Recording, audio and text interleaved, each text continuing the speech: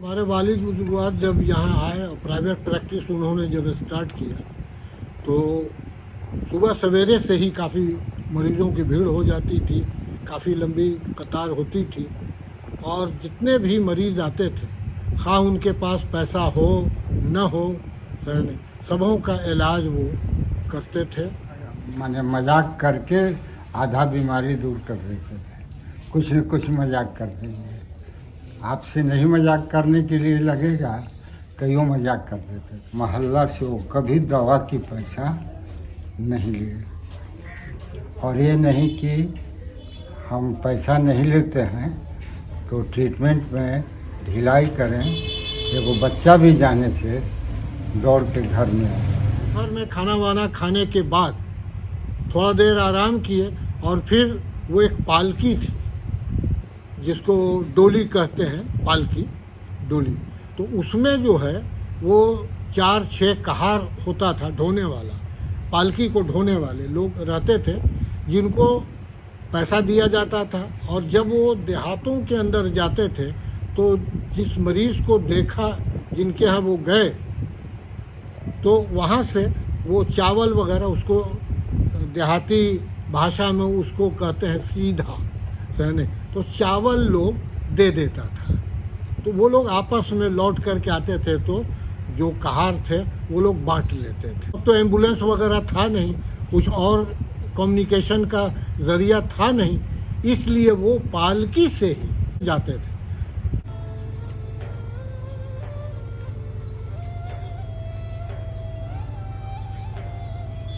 मलहत पंचायत के बेला वारिस गांव में उनकी पैदाइश जो है 26 जनवरी 1907 ईस्वी को हुई। हमारे जो दादा जान हुए सैयद अमीर अहमद रिजवी, जो एक सूफ़ी रहे और काफ़ी तालीम याफ्ता, वो अरबी और फ़ारसी की अच्छी जानकारी थी, तो उन्हीं के निगरानी में बचपन में उन्होंने दीनी तालीम और कुछ दुनियावी तालीम भी हासिल किया। हाई स्कूल गो से उन्होंने किया और उसके बाद फिर वो आला तालीम के लिए गया चले गए और गया के स्कूल और कॉलेज में वहाँ पर उन्होंने तालीम की। तो इंटर किया उन्होंने, ISC वहाँ से किया। इसके बाद फिर वो अलीगढ़ मुस्लिम यूनिवर्सिटी में वो LMP करने के लिए चले गए और वहाँ से उन्होंने LMP की डिग्री लिया और उसमें उन्हें गोल्ड मेडल भी मिला। और इसके बाद वो फिर वहाँ से घर वापस आ गए, मतलब बेलावारिस वो आए और उन्होंने अपनी निजी प्रैक्टिस शुरू कर दिया। हंसपुरा के लोगों को जब मालूम हुआ तो कई लोग यहाँ से गए और इन लोगों ने गुजारिश किया कि आप हंसपुरा चलिए। तो उन्होंने कहा कि देखिए हम वहाँ डिस्ट्रिक्ट बोर्ड में अप्लाई किए हुए हैं, अल्लाह करे अगर उसमें हमारी मुलाजमत हो जाती है तो हम वैसे भी हम वहाँ आ ही जाए। उसमें इनकी बहाली जो है औरंगाबाद डिस्ट्रिक्ट बोर्ड से इनकी हो गई और इनकी पोस्टिंग हंसपुरा हो गई। तो हंसपुरा आ गए। प्रैक्टिस उनकी जब बहुत अच्छी हो गई, आम लोगों में काफ़ी मकबूल हो गए वो, तो उन्होंने सरकारी नौकरी से, वो डिस्ट्रिक्ट बोर्ड की जो उनकी बहाली हुई थी उस वहाँ से उन्होंने रिज़ाइन कर दिया और रिज़ाइन करने के बाद वो अपनी प्रैक्टिस उन्होंने स्टार्ट कर दिया, समझते हैं। और प्रैक्टिस करने के कुछ दिनों के बाद वो धीरे धीरे वो हंसपुरी के वो रघुनंदन महतो थे, उनसे ज़मीन ख़रीदा उन्होंने और ज़मीन ख़रीदने के बाद जो है वो मकान में काम शुरू करा दिया और धीरे धीरे मकान जो है वो बन करके जब तैयार हो गया तो सब लोग शिफ्ट इसमें हो गए और फिर प्रैक्टिस भी इसी घर में वो करने लगे। ज़्यादातर एलोपैथिक मेडिसिन का इस्तेमाल करते थे और साथ साथ वो होम्योपैथिक में भी अच्छी महारत रखते थे। साथ ही साथ उन्होंने कुछ अमल भी किया था। तो होता यह था कि रिकेट्स वाले को, जिसको सूखा बीमारी कहते हैं, जो बच्चों में ज़्यादा मतलब होता है, रिकेट्स की बीमारी कहते हैं, तो उसमें उनकी एक तरकीब थी कि देहात में एक होता है पौधा है, उसको भनभुटका कहा जाता है। भनभुटका वो गोला काला काला ऐसा होता है, उसको लोग खाते भी हैं तो उसके पत्ते को 7 पत्ते को ले करके पढ़ करके दम कर देते थे, फूंक देते थे, और उसके बाद जो है वो उसको दे दिया गया पेशेंट को, और उसके गार्जियन जो है वो चबा करके मुंह से उसके लार से ये जो बैक बोन होता है पीठ से नहीं, उस पर उसका लार टपका करके उसको मालिश करते थे। उससे बहुत सा वो तार ऐसा निकलता था, समझते हैं नहीं, और वो हफ्ता के अंदर ठीक हो जाता था, कोई बगैर किसी दवा के,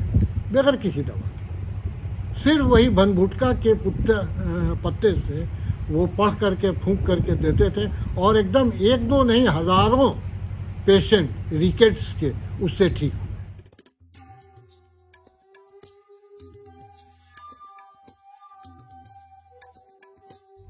डॉक्टर अजीज अहमद रिजवी साहब जब इस दुनिया में नहीं रहे तो हसपुरा के ही एक निवासी के बेटे की तबीयत खराब हुई। वे सभी जगह से इलाज करा कर करके पटना से बनारस से थक गए, और जब उनके बेटी की तबीयत ठीक नहीं हुई, पटना का डॉक्टर बोल दिया कि अब इसका इलाज संभव नहीं है, आप इसे अपने घर ले जाएं, और उसके मृत्यु का लोग इंतजार करने लगे। हसपुरा के ही एक व्यक्ति ने कहा कि जब ये लड़का ठीक नहीं हो रहा है तो एक काम करें कि रिजवी साहब, डॉक्टर रिजवी साहब का जो मज़ार है उस मज़ार पर जा कर के इनको लेटा दो, इस बच्चे को। वे डॉक्टर अजीज अहमद रिजवी साहब के मज़ार पर ले जा कर के लेटाए, और वहाँ का उनका धूल सिर्फ उठा कर के उस बच्चे के शरीर में लगा दिया, और उसके बाद वह बच्चा ठीक हो गया। मैं इस तरह के बातों में विश्वास नहीं करता, लेकिन यह हसपुरा प्रखंड में इसकी पूरी चर्चा उस समय रही। मिर्गी जिसको एपिलिप्सी कहते हैं, मिर्गी जिसको आता था, समझते हैं कि नहीं, तो ये एक बड़ा एक यूनिक चीज़ थी। होता ये था कि वो मुर्ग के खून से, लाल खून, जो खून उसका आया मुर्ग का, उसको सरकंडा के कलम से लिखते थे अरबी में, और लिख करके तांबा पर उसको चिपका करके सुनार से, पन्ना सुनार यहाँ था एक, समझते नहीं, उसके यहाँ उसको खुदवा देते थे, और गला में वो तावीज़ के तौर पर उसको लटका दिया गया, बस, समझते नहीं। और इसके बाद वो चंगा हो गया, परमानेंट चंगा, कोई दवा की उसको ज़रूरत नहीं। वैसे भी कई पेशेंट को हम लोगों ने देखा। सैयद मोहम्मद अजीज़ अहमद रिजवी।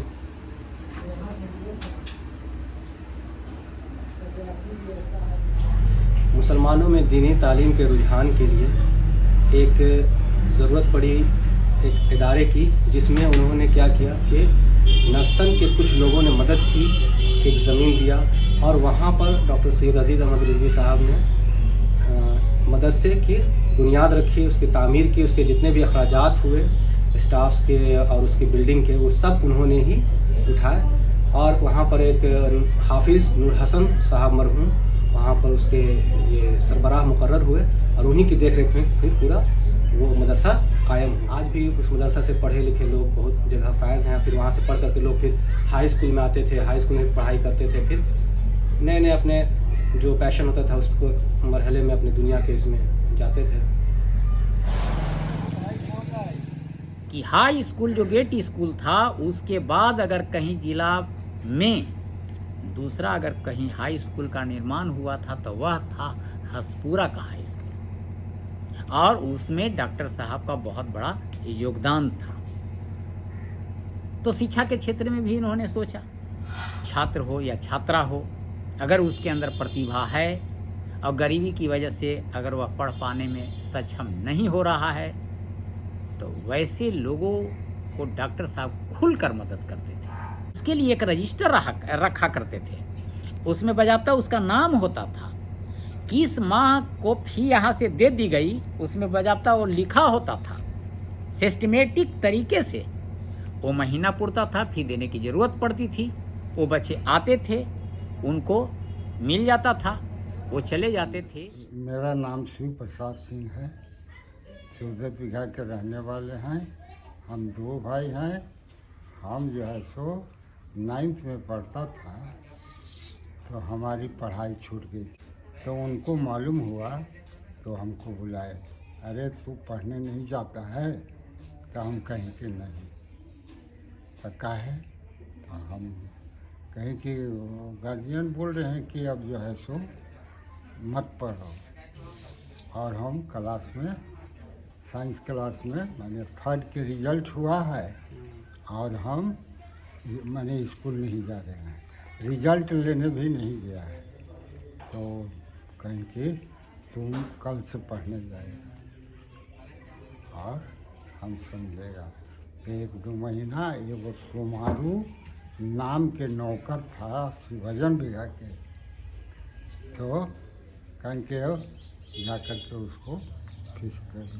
10 क्लास में था तो कहें कि तुम नौकरी करेगा तो अभी हम लगा देंगे, लेकिन फिर अपने से कहें कि नहीं, हम जब तक जिंदा रहेगा तुम पढ़ेगा। और ये गुजर गए 64 में। हम लोग भी सुना और दौड़ के गए, सीढ़ी के नीचे बैठ के मुँह धो रहे थे, एक अटैक हो गया। ये जे हलवा हमने है आम हले जाना बड़े मने हाँ, बड़ी मैया। आम में हाली आम में तो हाली जा। हाँ माँ सुदर्शन के फुआ हुआ सब तो तोरा ही सब रोए लगल थी, सो तो एने में गेली तो देखलियन कि मुँह तो धोई थल थी हाँ। बैठ के, अब मुँह धोते धोते गिर गेल थे। अब पहले से बहुत बीमार हलथिन तो पटना गेलथिन हल देखावे, तो बैठे ला ना डॉक्टर कहले हलथिन, अगवान के रोगी देखे लगला थी ना, वह में हार्ट के हो गई का। उनको जब देहांत हुआ तो हिंदू मुसलमान जितने माने प्रजा थे सब जो है सो श्मशान घाट तक माने मिट्टी देने के लिए बहुत माने बस्ती के लोग उमड़ पड़ा। इस तरह से उनका अपना मिट्टी हुआ। आप उनसे मिले हैं? हाँ, डॉक्टर साहब से, रिजवी साहब से? बराबर में जरूरी है तो जाहि देखा रहे। बातचीत कैसन था उनका? बहुत बढ़िया बाबा, साधु महात्मा है। अभी वैसा आदमी ना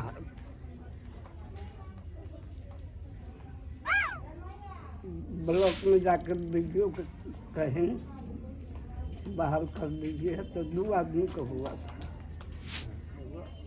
दिगावा पर लखन नाम है उसका। अच्छा, 2 एक आपका। हाँ, देखे में तो गोर ना रहिए हलथिन, तो खूब चक्र मुँह लाई, खूब ताकत कर हलथिन कि दवाई लाई ली है चाचा। तोरा ही हम बैठा हली उठा हली, छोटा ने तो है हली, तो बैठा हली तो कहा हलथिन कि जब मैं यहाँ घर से पान लगा के ले आवा चाची से मांग के, तो ले उ जाके दे हलिए। तोरे खेलित रही, छोटे छोटे तो है हली, बाकी ज्ञानवा है ना। अपन परिवार हलथिन, अब ने अपना परिवार में नहाओ, अपन परिवार एकदम ई एगो गुलाम जात रहे से का हुआ है, एगो थरिया में खाली खाना ना खा हली। और उजमो मैया हलथिन तो वैसने हलथिन, बहुत बढ़िया। उनका व्यक्तित्व बहुत अच्छा था, कोई भी उनके दरबार में जाता था खाली हाथ नहीं कोई लौटता। गरीब गुरबा हो, हिंदू में, मुसलमान में, किसी की बेटी की शादी करनी है, उसको पैसा जुम नहीं रहा है, और सिर्फ इस दरबार में आ जाना है, उनके दरबार में आ जाना है और हाथ जोड़ देना है। कहाँ चले हो भाई? तो डॉक्टर साहब देख लीजिए, मेरी बेटी की शादी हमने तय कर दी है और मेरे पास पैसे नहीं हैं, तो कितना में होगा? तो डॉक्टर साहब इतना तो होगा ही, उठाए और दे दिए। और गांव घर में शादी होती थी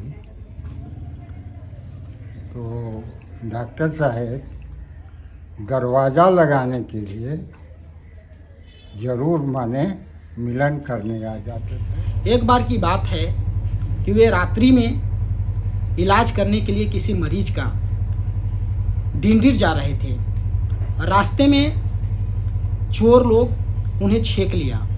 जब चोर लोग छेका और नज़दीक आया इनको लूटने के लिए, तो देखा कि रिजवी साहब डॉक्टर साहब हैं। चोरों ने उन्हें कहा, डॉक्टर साहब आप रात्रि में काहे चलते हैं?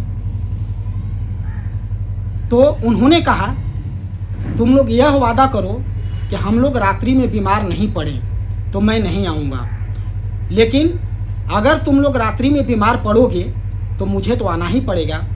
उसके बाद वे चोर लोग इनको नहीं लूटा और बजाबता उनको गांव तक जा कर के पहुंचाया। इससे यह बात साफ पता चलता है कि उनका किरदार कितना ऊंचा था। तो उनके हाथ में कुदरत ने, अल्लाह ने एक शिफा भी अता किया था, जिसमें उनकी क्वालिटी थी और खासी थी। तो वो दुआ वगैरह भी जानते थे, हिकमत भी जानते थे और एक अच्छे खुश अखलाक किरदार के मालिक भी थे और मरीज़ों से बहुत खुश असलूबी से पेश आते थे।